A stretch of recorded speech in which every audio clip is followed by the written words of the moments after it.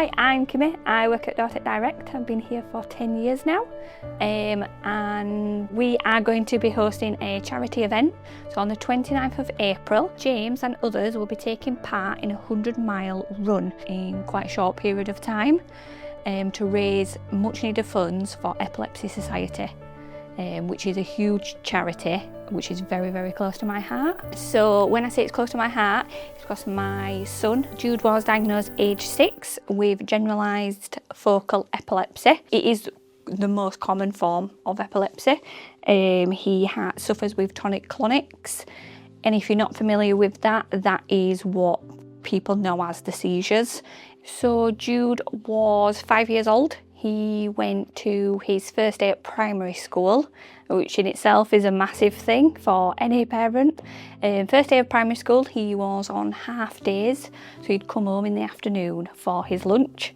He took a nap on the sofa, like 5-year-olds do, and instead of waking up in a normal conscious state, he woke up into a seizure.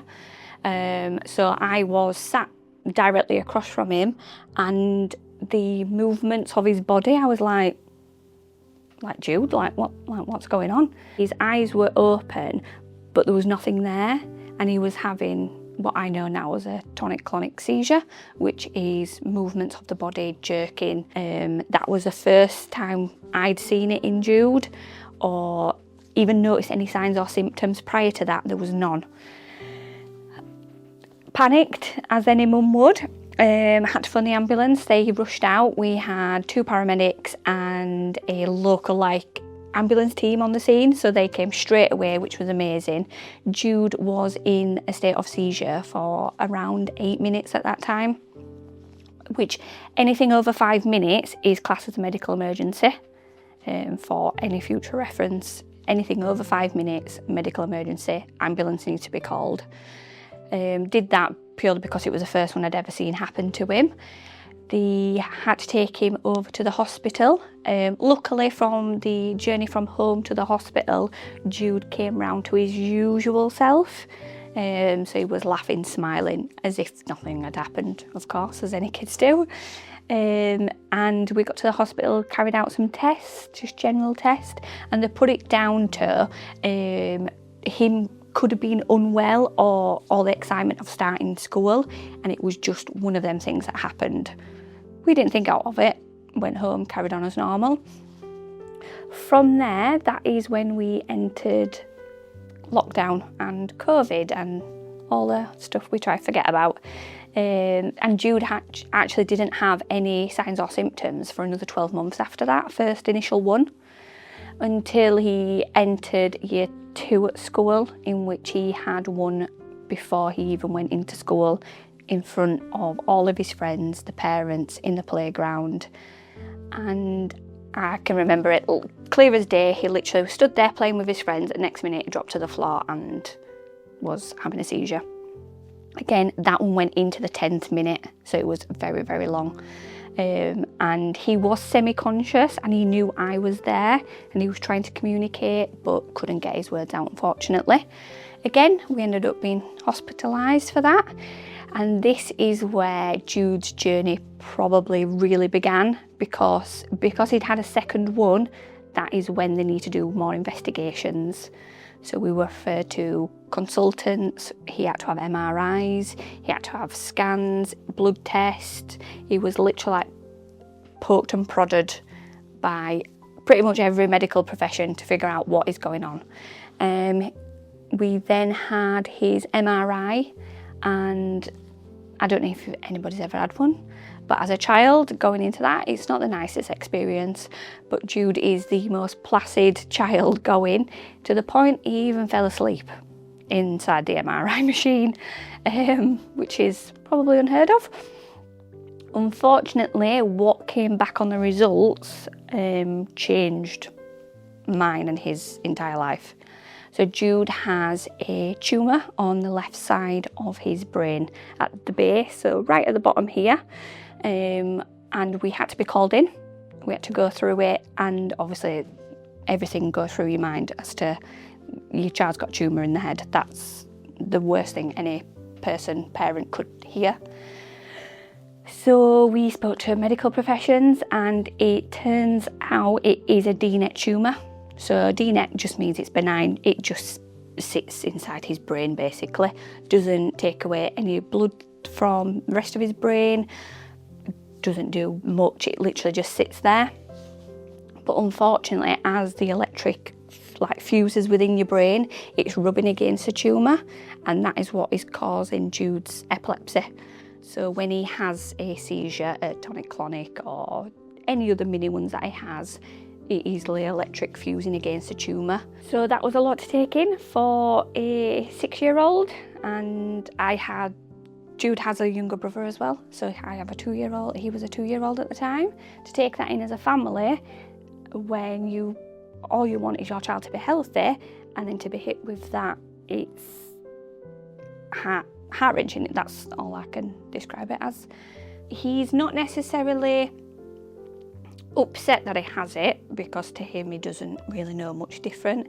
It's more a case of it does interrupt things. So example, he has to follow a care plan at school, and he has to visit first aid, and he has to come out of school to go to hospital appointments, and he's got a very overprotective mum who asks him if he's okay 500 times a day, just because the fear of something happening and me not being able to prevent it is something I struggle with still.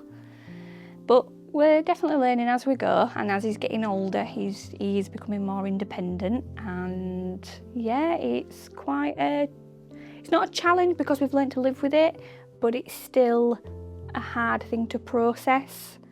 I think more when the hospital appointments do roll round and we have to visit different hospitals and speak to different people and convey the communication, and yeah, it's a team effort. It's definitely a team effort.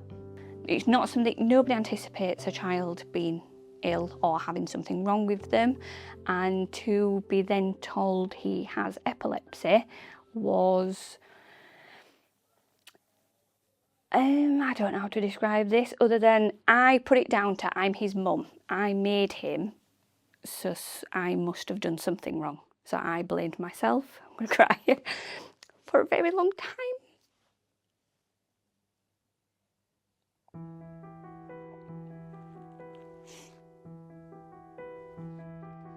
Yeah, so I blame myself for a long time because I made him, and I thought I didn't do it right, or whatever the reason was. He has this condition. I can only help him. I can't take it away from him, which I would do in a heartbeat. Because I can't explain, unless you know Jude, I can't explain how brave and resilient he is against it. It just doesn't affect him.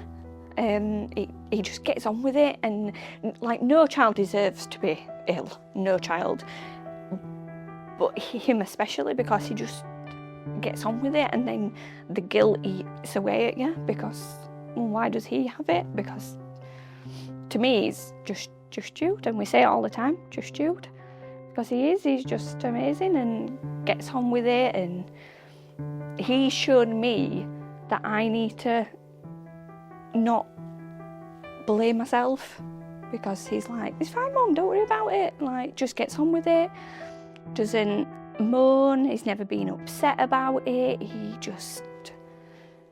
absolutely loves life. And I think if we can take anything away from Jude, it's love life, because he is just Jude.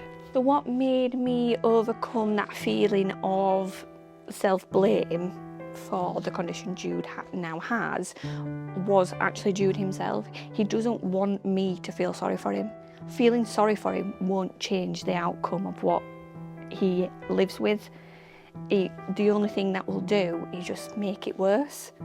I need to show him that you have epilepsy, that it is what it is, and you can still be a normal 11-year-old child. You can still have this amazing life. You can still go on and go out with your friends and play cricket and play games and just do the normal everyday stuff. It hasn't defined him. and I won't allow it to define him, because I know he's so much more than epilepsy. It's just something he has alongside with who he is, and it's just changed my mindset. I would say over the last course of 3 years I've got better with it, and that has come from the help of family and his dad. We are not together, but we still are a team for Jude. We show up for Jude in every single way possible, and we always assure each other that just because this is what he has, that's not who he is. We make sure he's so much more than epilepsy.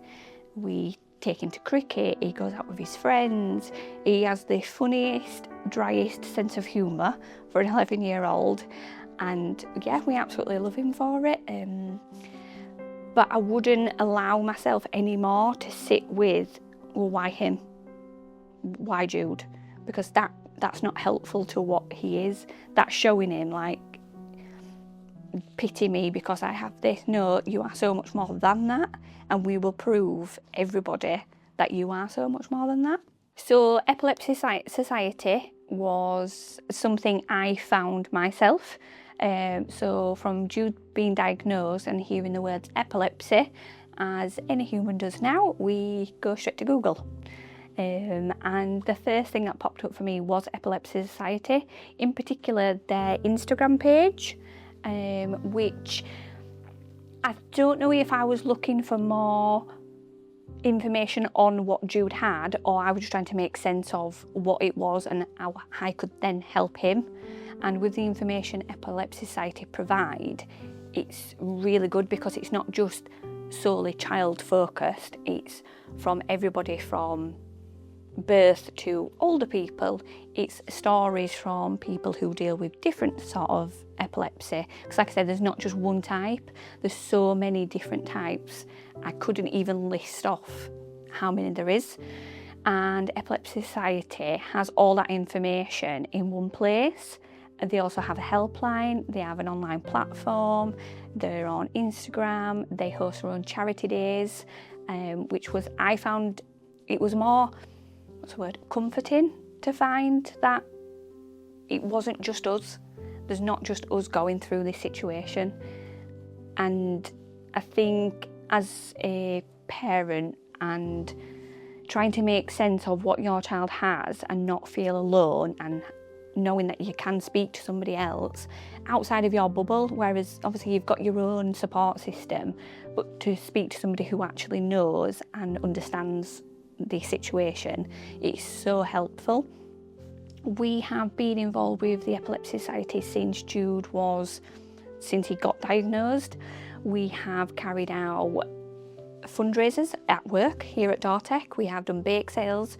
So Epilepsy has a Purple Day, which takes place in March. We do bake sales for that. We've raised some really good funds in the previous years. Myself, Jude and Jude's dad completed the 100 miles in 100 days challenge, and Jude's dad actually did 300 miles in 100 days. Me and Jude just stuck to the 100 miles. But that was also like a great fundraiser, and I always try to keep it open on my social media as well, where I post about Jude's condition and I post about Epilepsy Society, because it's not something, like I say, I just want other people to know it's not just you in that situation. There is other people, and you can get the help you need if it is needed. Epilepsy Society is one of my favourite charities. They have the Calm, Cushion and Call to action, which is amazing. It's quick, informative, and it's literally exactly what it says. So be calm, cushion the person who's having the seizure, and then call for medical attention. And it's just quick and easy, and I think everybody can take that in. If you can remember those 3 points, and nobody ever wants to witness somebody having a seizure, nobody, it's heartbreaking. But if you can remember those 3 main points, you can really, really help somebody. And even just brushing up on knowledge, just look at the pages they have and just take in and absorb some of the information they try to get out to people, and understand what it's like living with epilepsy, not just witnessing somebody having a seizure. As I said, it runs a lot deeper than that. It's a condition people have to live with, and it can affect every aspect of their lives. I mean, Jude's going to grow up and he's going to want to drive a car, he's going to want to get a job, he's going to do loads of amazing things, and just having the knowledge on the information surrounding them sort of things, because you never know, you might come into contact with, your friend might develop it, because you can develop it at any period of your life. It's not just from childhood to the end of your life. It can just creep up on you, and to have a bit of background knowledge would be amazing and beneficial to, it could be yourself, it could be your friend, the parents, anybody, people in the workplace. I mean, I've said it enough times in my workplace, I think everybody's fully down with epilepsy. And like I say, we do Epilepsy Society charity events, we've done bake sales. Like, my workplace has been amazing in how we handle Jude, and obviously I have to go to appointments and I might get called out of work, and they fully back me on that. And I think having the support of people understanding that you are human and this is a real life problem, and it just helps massively, because you're already dealing with the stress of epilepsy in itself. To then have to not worry about every other aspect of your life, I can't even explain how helpful it is. Because obviously I've still got to carry on as normal. As I said, I do have another child and we want to live the best life we can for the boys. So yeah, I would happily try push on, just research, quick Instagram, Epilepsy Society, on TikTok. You can find information on epilepsy on everywhere, and it's really, really important that you absorb some of it, even though you might think, well, it doesn't affect me, I don't know anybody with it. It's not really the case. It could happen to anybody at any point, and if you could help make somebody's life better, you would take that option. So since this campaign started, we have already received a lot of support from suppliers, people within the workplace, our clients, family, friends. Everybody is rallying round to make this a success. So on the 29th of April, so 100 miles in 24 hours, which is quite the event, we are going to make it work. So we are raising the vital funds that are needed for Epilepsy Society. Like many other charities, they rely on donations. So whether you can get behind us, you can like, share, support, comment, whatever you feel is necessary to do is the best thing for this to be a success.